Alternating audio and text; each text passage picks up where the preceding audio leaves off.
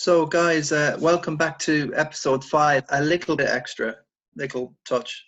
I just wanted to go through a few other of the pre-finalization draft teams that we have. We have Shane Healy's team to come, Parker Wan's, and Duncan Hannon's. And I also want to discuss a little bit about the VAR, what's changed this season in VAR, and also some beginning of season predictions. So let's get straight on to one of our resident top dogs, Luigi Healy. So this is his team. He expects good things from Johnston, WBA, West Brom Albion, TAA there, Vernegra, Van Dijk, Walker Peters, Banyang, Suchek, Salah, Son, Werner, and Mitrovic. Again, that's very well balanced and possibly all starters there. On the bench, he's got some Villa and some Villa players there. And Nyland, they may start.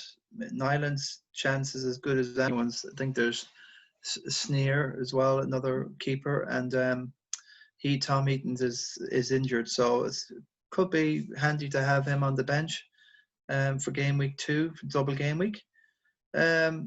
Captain Werner, maybe against Brighton. It's very strange. Chelsea and Brighton meet on game week 1, and they had the pre-season friendly just recently. So again, he might have a couple of quid in the bank left over just in case he wants to get KDB, Kevin De Bruyne, or Fernandes, or Rashford, who's 9.5 as a midfielder now, not a striker, and Martial's gone the other way as a 9 million striker. So that's just what Shane's been looking at as a pre-finalization. Now we have some real residents, honorary members of the Top Dogs Club, and you become an honorary member. You win the Nicholson Pub. And in 2018, Duncan Hannan won the team, won the league that year. And this is Duncan Hannan's team, 2018 Top Dog. So Doherty, Ward, Van Dijk, Ellison again in goals, Mane captain, Son, Willian. That's very interesting team there. Saint-Maximin, Ayew, 6 million. Can't go wrong. He'll always start instead of Benteke.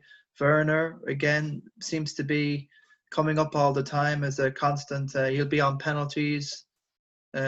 Scored that goal against Tottenham there in the Champions League. The penalty at Wire Lane. He's handy, and Ings as well. FPL Gold.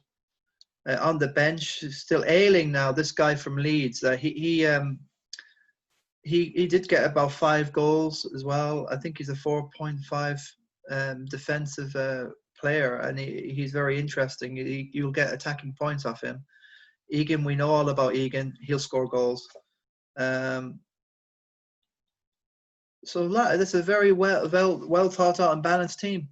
Nothing, you can't say too much wrong about. Just there's no Aubameyang. So yeah, I fell into the Aubameyang trap last year a few times in double game weeks. I know it's I could be getting goosed with him again. So that's Duncan's team, 2018 winner. Go to Parker Wan now from 2017 winner. And this is the last team I will show, because that's it then. Just give everybody ideas out there. For me, I'm just going to get as many points as I can in game week 1. Get as many regular starters, and maybe do a free hit then in game week 2 for the United and City stuff. So Parker Wan's gone for Ramsdale. Chilwell, he won't be starting, but there'll be guys on the bench. He's got KDB on the bench there, possibly another City. Kane, captain, Ings, Werner, very strong going forward. Traore, Rice. Rice might pop in now and again from midfield. And Harvey Barnes there is a good budget. So Pork's gone all in attack wise, and he's going to have stuff to come in game week 2. So he won't be left short. Size needs to be mentioned. He's a really interesting guy. Any of those Wolves defense, they can pop up and do whatever. They can contribute, assist, and get up and down the pitch well. Traore will be expected to carry on and get better from last year. Again, the jury's out.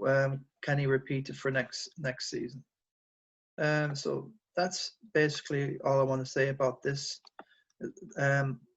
Also, guys, if you're watching this, I just want to go, what's new in VAR for next season now? A lot's changed and things will be not how they were. There'll be less interaction and interference from VAR unless they really see something obvious. For instance, they will direct the referee to the pitch side camera. So what's new in VAR? The use of VAR. So the referee review area. So the VAR will get in the ref's ear and ask them, can you go and have a look at an incident we think that may need to be overturned? So it'll be putting the control back in the referee's mind. He'll review, have a quick look. And I prefer that way. That makes more sense than some, Stockley Park, and you don't know how many guys are in there thinking, well, I'll give United another penalty. I'll give Liverpool a penalty. It's just all a matter of opinion. The only opinion that should count on the pitch is the referee, and assistant referees that can help. Goalkeeper encroachment, obviously. I don't think it's so much of a change apart from the goalkeeper must have 1 foot on the line. You can have 1 foot just to get prepared, but one should be on the line. If he fails to do this 3 times, he could get sent off. So that's one thing. And if a defender does make a clearance or prevent a goal, the rebound, and he's encroached in the area, VAR will definitely have a retake at the penalty. So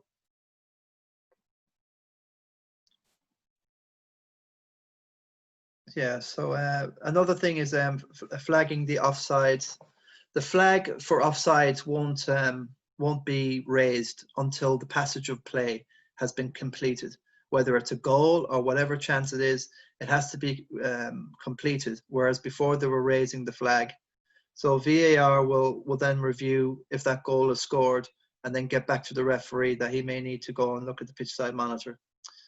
Lines on the TV screen for offsides, etc. They won't be showing this as much because they want, under the UEFA have now the FIFA protocol is now running a VAR, not the Premier League referees, or not the Premier League, but the English FA referees won't be running it. Riley won't be running it this year. So you won't see as many of these lines, especially if they're controversial. They may be shown later to back something up.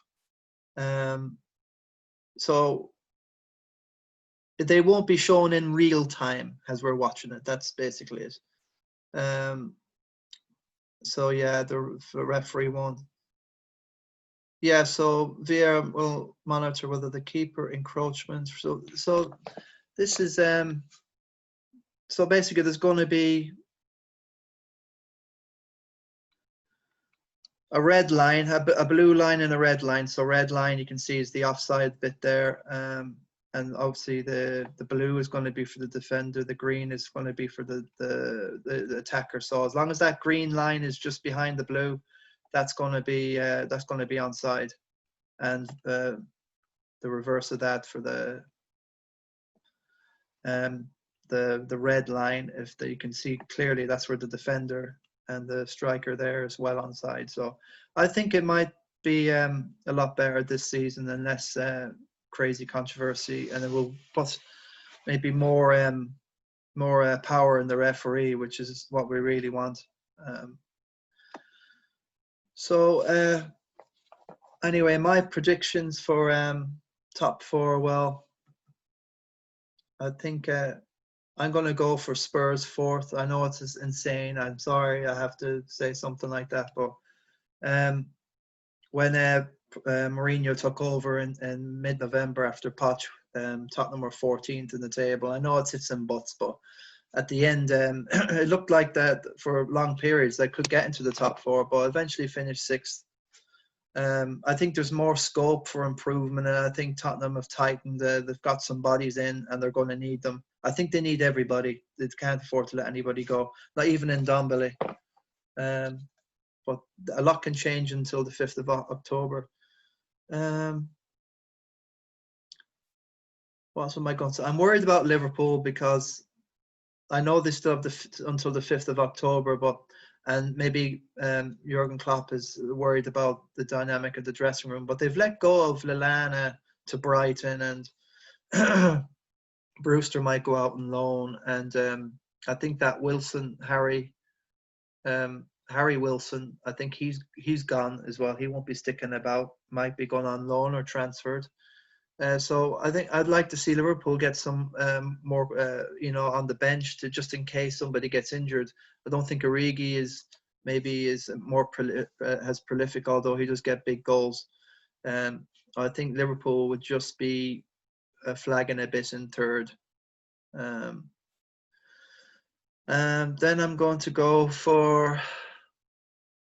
I'm going to go for Chelsea in second, and then City first. I just think Aguero, when he gets back, he's going to just go insane. And I like Nathan Akai, who's come in to strengthen the City defense more. Yeah, they're going to miss David Silva, of course, and also getting rid of Sané to Bayern Munich is it's a massive shame they did. I think they could have done with them. So City will need a big season from Foden. I expect Sterling. I just think all round and their squad will get them through more this year. They might make a couple of more signings, and I think Chelsea coming. Did they come fourth? Fourth, United third last year, so fourth. I think they can only go further and further. They're going to really challenge this year. Torre coming in to stabilize the back. The Kepa is still going to be starting and goal. He is a bit of a liability. He might lose you some clean sheet points. Reece as well is going to be interesting in the back. I think he'll get a lot more starts. Also, an interesting one is Kante. There's rumors that he might be thinking of going to Inter Milan or something like that to go with Antonio. And there's Jorginho, Kovacic. So Chelsea have like two teams that I cannot see them going backwards with Havertz coming in as well as phenomenal signing.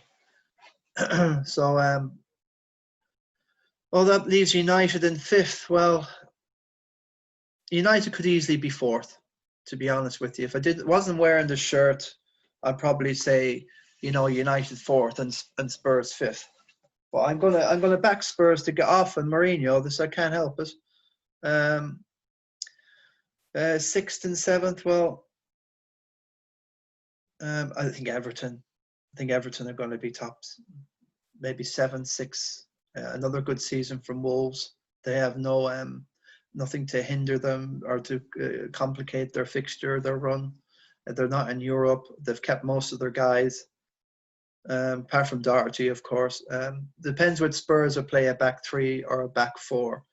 If so, back three is being made brilliant for Doherty. He can just do what he's doing, did for Wolverhampton. So that can change. Who do I think? I don't think Villa will get out of it. They're going to have to need a big season from Jack Grealish, bigger than last season, and that last season was good for Jack. I am coveting him to get him in a wild card pick or something. I think he's just anything good from Villa is good. He's the guy you're going to have penalties. He makes things happen. He makes things happen. But it's who do I feel like will go down? I don't really want to say, but well, West Ham. I think they're in a bit of disarray with the graded Diagama. Not much coming in. They're going to have to need some sort of inspiration to get stuff more out of Hela. Antonio can't keep them up on his own. Noble is a year older. Rice, he doesn't offer you anything much going forward. We saw in the England match, Denmark, it didn't, too much holding. David Moyes got his work cut out there. So I think Villa, West Ham, and I'm just going to have to say Fulham as well, unfortunately.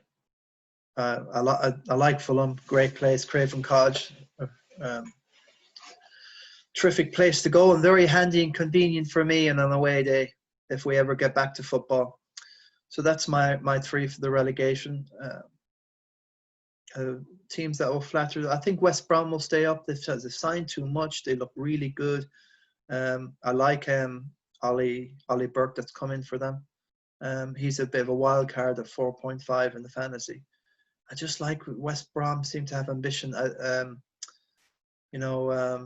The former West Ham, Slaven Bilic is the manager there. So he's proved again he's got them up from the championship. He knows what he's doing.